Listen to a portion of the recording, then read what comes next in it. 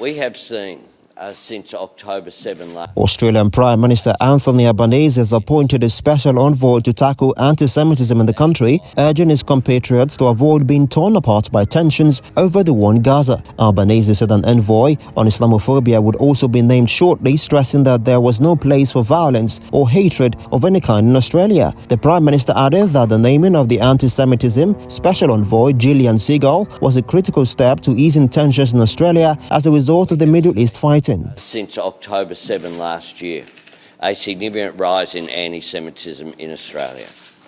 And that is why the government has made the decision to appoint a special envoy on anti-Semitism. I have spoken with members of the Jewish community here in Melbourne, right around Australia, who have not felt safe. Members of the Jewish community whose children are worried about wearing their school uniform in our capital cities. That's not acceptable. He also told reporters in Sydney that the government would soon announce an envoy on Islamophobia, adding that it was important to work with that community to promote social cohesion.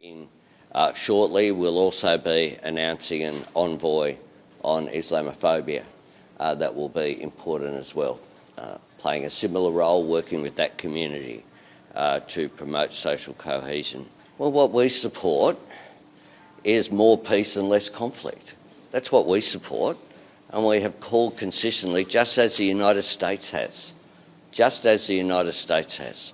There's nothing to be gained from an escalation of conflict in the region. Palestinian supporters in Australia have held street rallies and university protests against the war between Hamas and Israel, with some slogans sparking concern of a rise of extremism and anti-Semitism. According to a tally based on Israeli figures, the Gaza conflict erupted with Palestinian militant group Hamas in an October 7 attack on southern Israel that resulted in the death of 1,195 people, mostly civilians. Data from the territory's health ministry revealed that Israel responded with a military offensive that killed at least 38,000 people in Gaza, also mostly civilians.